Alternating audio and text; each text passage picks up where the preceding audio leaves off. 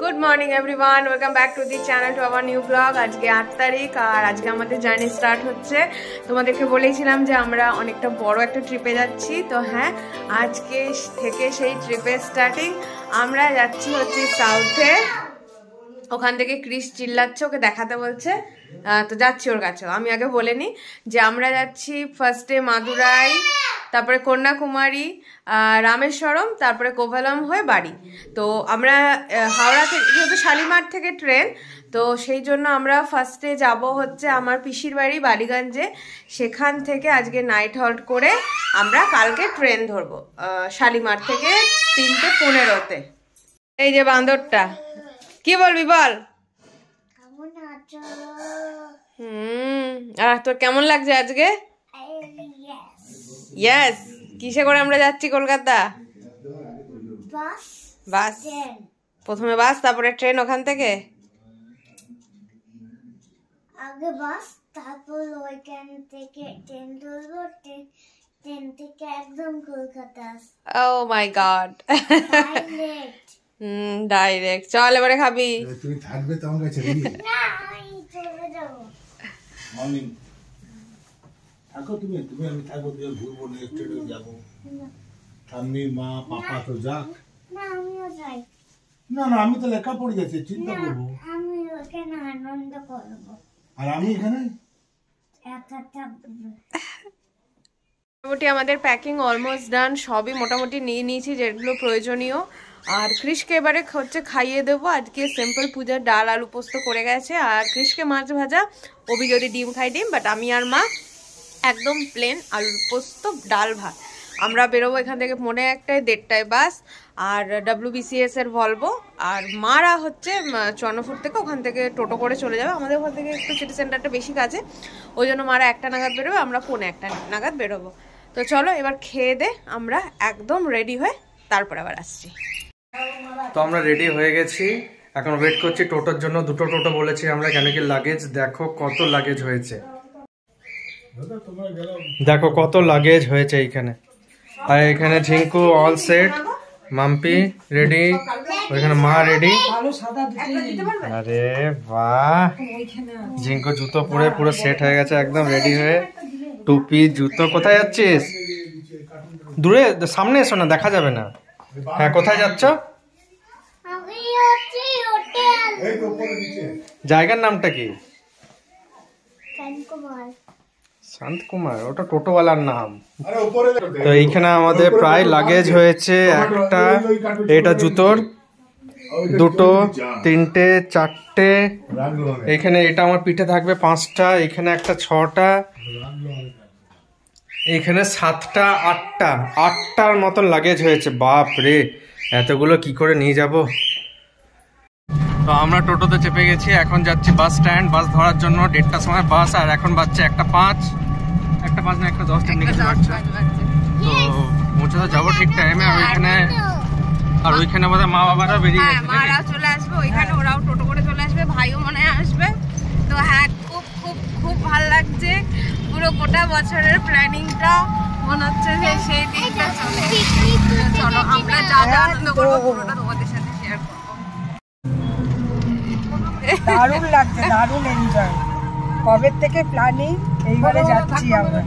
হ্যাঁ, একদম তোমাদের সঙ্গে সবকিছু শেয়ার করব, তোমরা দেখবে। এরকম আমাদের ছোট মস্তান ভেরি এক্সাইটেড, একদম এটা ঘুরতে যাচ্ছে ও। অভি এখানে এসে অফিসের কাজে ব্যস্ত, আর ক্রিস বসে আছে। এই আমাদের সব লাগেজ এখানে রাখা হয়ে গেছে, আর এখানে এখন গ্রিন লাইনের বাস দাঁড়িয়ে আছে, এরপরে আমাদেরটা দেবে। মার বাবা তো এখন আসেনি, ভাইয়েরও আসার কথা আছে। তো ওরা আসুক, বাস দিক, তারপরে লাগেজ ফাগেজ সেট করে বসবো। তো হ্যাঁ, দারুণ লাগছে, দারুণ। এত দূরের জার্নি, অনেক বছর পর। বেনারস পুরী তো গেছি ক্রিস হওয়ার পরে, বাট এত দূরের একটা journey, we are very excited. না তাও চল, চলে এসো, চল ঘুরে ওইদিকে যেতে হবে। আমি যাচ্ছি, আমিও যাবো। আমরা বাসে উঠে গেছি আর যে যার সিটে বসে পড়েছি। 11, 12, 15, 16, 20, 24, বাট 24টা একটু অ্যাডজাস্ট করে নেবো, 19 আর 20 করে নেবো, 20 আর 21 করে নেবো। আর মারা সামনের দিকে আছে।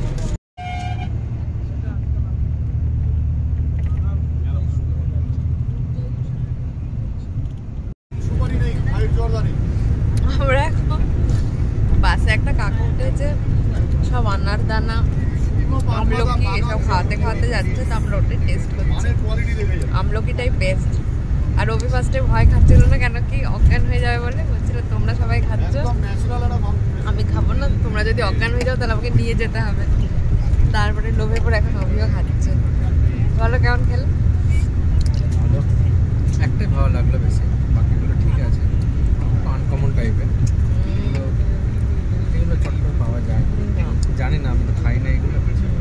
পাওয়া যায় জাংশন বাজারে। কাকু ফুল কনফিডেন্সে আছে, ড্রাইভারকে খাওয়াচ্ছে। ড্রাইভার প্রথমে না করে দিলাম, জোর করে ড্রাইভারকে খাইয়েছে। এবার কোনো জিনিস যদি ড্রাইভারের ভালো না লাগে, আর একে ড্রাইভারই বাস চালাচ্ছে, ফুল কনফিডেন্সে আছে। আমাদেরকে দাঁড় করে দিয়েছে মাঝ রাস্তায়, কেন কি আমাদের এত লাগেজ আছে বলে। যেহেতু বই মেলা চলছে সেই জন্য আর আমাদেরকে একদম লাস্ট অবধি নিয়ে গেল না। আর অভির ওখানে মুখটা দেখো।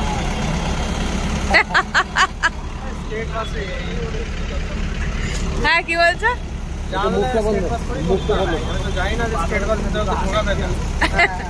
ঠিক আছে, এইখান থেকে অত দূর যাবোটা কি করে? ওটা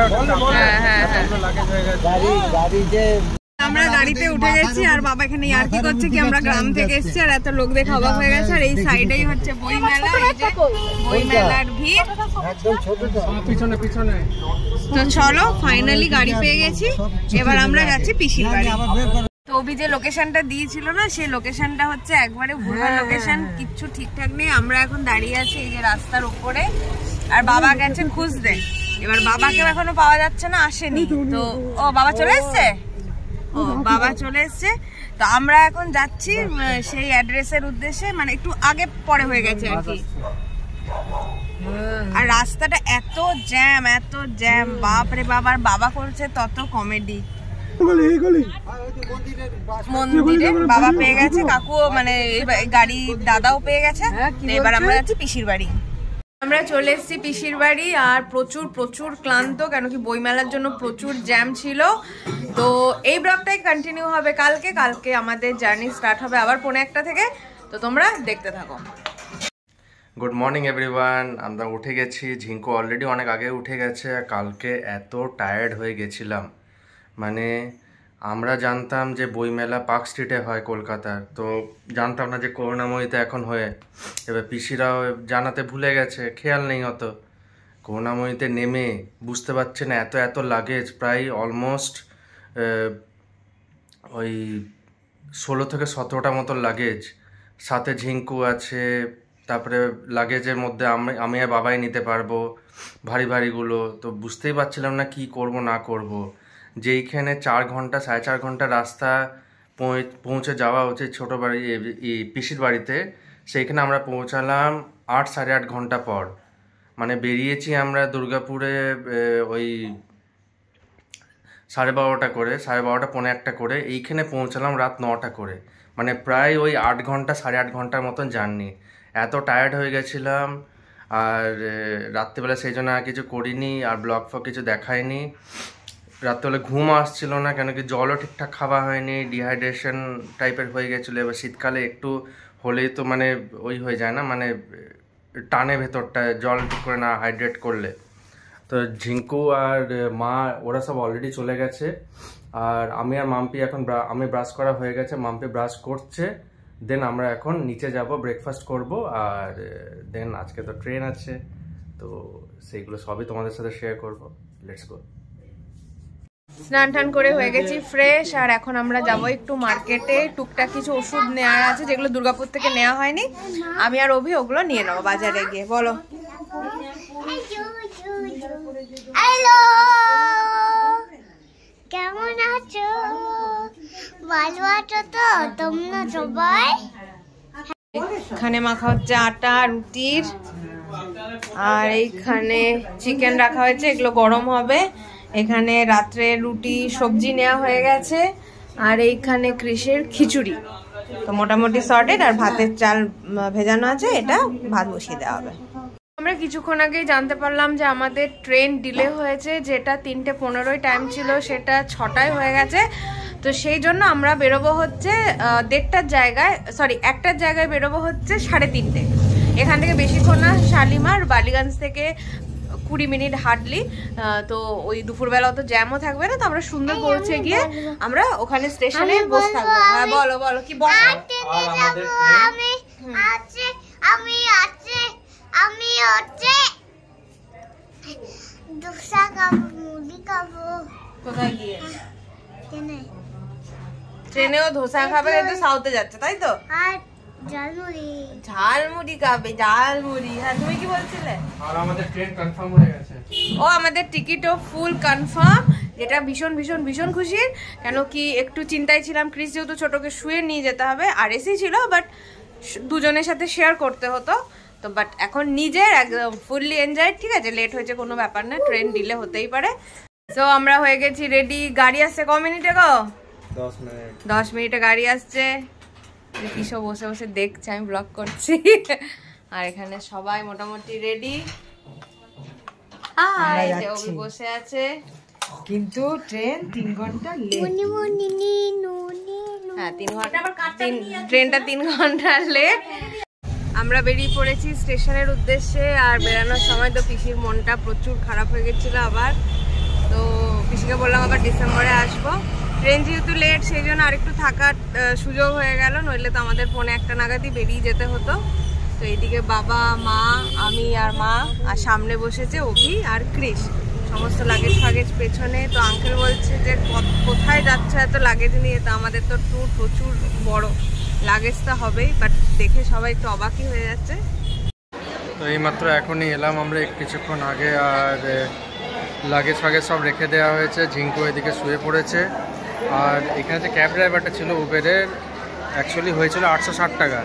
তো ও বলছিল 900 টাকা দিয়ে দাও, অনেক লাগেজ আছে। আমি বললাম কেন 900 টাকা দেবো, তোমাদের অ্যাপে যেটা শো করছে আমি সেটাই দেবো। বলছে না লাগেজ অনেক হয়ে গেছে, এটা তো দিতেই পারো। আমি বললাম না, যেটা হয়েছে আমি সেটাই দেবো, নিয়ে সেটাই দিয়েছি। আর এখান থেকে একটা চকলেটস কিনলাম। এখন বাজে 4:45 বাজছে। এখনও অনেকটাই টাইম, প্রায় 1.5 ঘন্টার মতন টাইম এখনও আছে হাতে। বসার জায়গা কম আছে, কেন কি এটা শালিমার স্টেশন, সেরকম ফেসিলিটি এখনও নেই। আর ভালো হয়েছে ঝিঙ্কু ঘুমিয়ে গেছে, একটু রেস্ট পাবে। আর আমাদের টিকিটও কনফার্ম হয়ে গেছে, ওটাও একটা রিলিফ। নাহলে যদি আরইসিতে থাকতো তাহলে তো আরও অসুবিধা হয়ে যেত আমাদের।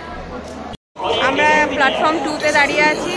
1-এ যাওয়ার কথা ছিল, বাট ওটা আধ ঘন্টা আগে চেঞ্জ হয়ে 2 হয়ে গেছে। কিন্তু এখনও ট্রেনের কোনো আতাপাতা নেই, জানি না কখন যাবে। সবাই বলছে করমণ্ডলটা এরকমই করে। আমাদের আবার চেন্নাই থেকে পরের দিন রাত 10টায় ট্রেন আছে, জানি না ওখানে কখন পৌঁছাবো, কি হবে না হবে।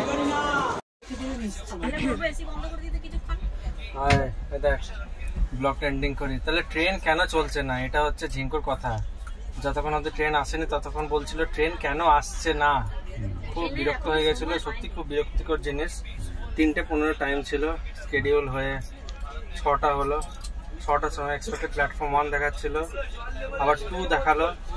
2 এর একটা আলাদাই চ্যালেঞ্জ, সাউথওয়ে থেকে এরম করে আবার এরম করে বেরোতে গিয়ে একজন উল্টে গেল, আমাদের ফ্যামিলি মেম্বার। খাওয়ার উল্টে একদম নিয়ে ফাইনালি ট্রেন পেলাম। আর আমাদের যেহেতু আরএসি ছিল, কনফার্ম হয়ে গেছে। সিটটা খুব ভালো পজিশনে আছে, সব একই বাড়তে পেয়ে গেছি, কম্পার্টমেন্টে একই স্পেসে। তো ট্রেনটা খুব পরিষ্কার, ট্রেনটা পরিষ্কারও আছে। এটা মাম্পের ফার্স্ট প্রায়োরিটি ছিল, সেই জন্য আমি ইন্ডিয়ান রেলওয়েজকে মেল করেছিলাম যে কোনো ভাবে বেশি কম্প্রোমাইজ করা যাবে না, ট্রেন যেন পরিষ্কার হয়। এর জন্য যে টিকিটের ভাড়া আমাকে বেশি লাগে তাও আমি বেশি দেবো, কিন্তু ট্রেন যাতে পরিষ্কার থাকে। তো আজকের ব্লগটা এইখানেই এন্ড করছি। আশা করছি তোমাদের ব্লগটা ভালো লাগবে। কালকের থেকে স্টার্ট হবে রিয়েল ব্লগ।